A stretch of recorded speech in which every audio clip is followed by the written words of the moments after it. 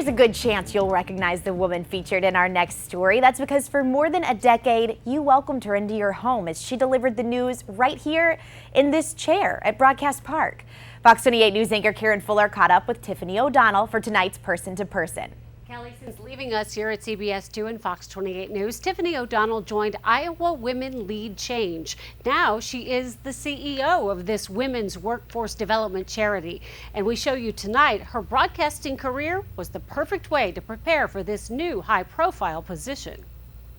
I think IWLC gives women permission to aim high. Tiffany O'Donnell is right at home in a top-floor corner office of the Alliant Building in downtown Cedar Rapids.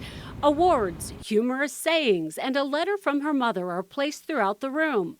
As a longtime anchor for Fox 28 CBS 2, O'Donnell is comfortable being in the public eye. I feel like in what I do right now, in addition to my experience in being in front of people and speaking in front of people, telling stories, that has really put me in a unique spot to tell the story of leadership for women. I asked Tiffany to describe the organization in a few words. If I was going to describe what IWLC is about at the end of the day, it's developing a capable workforce. O'Donnell says Iowa has enormous female talent and that the speakers brought in by IWLC expose the women to ideas and achievements they might never have known about. I think women more than ever on their own understand what's possible for them and are willing to take more risks than we used to.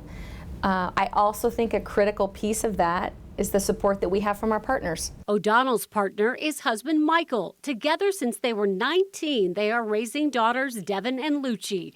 Tiffany calls Michael the lead parent because he stayed home with the girls, allowing her to work the evening hours a main anchor job demands. We've taken our turns with the opportunities, and he recognized this was something that was important to me and was willing to kind of step back and be the lead parent. Tiffany has been in the spotlight since winning Miss Iowa in 1988. After graduating with a major in French and a minor in communications from DePauw University in Indiana, a whirlwind internship at WHO in Des Moines quickly followed. They said, could you do news anchoring and weather for a brand new Saturday morning show that we're going to start? You were an intern. I was an intern. She caught the news bug right away, but weather... I was terrible at it.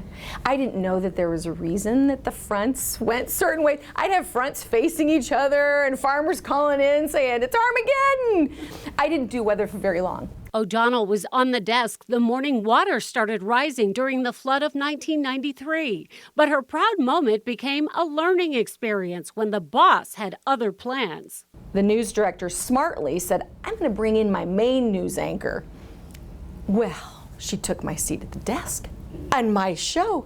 And I said, this is my show. And he kind of put me in my place very quickly. By 2001, Tiffany landed at Fox 28 CBS 2, where she would spend 13 years as a main anchor.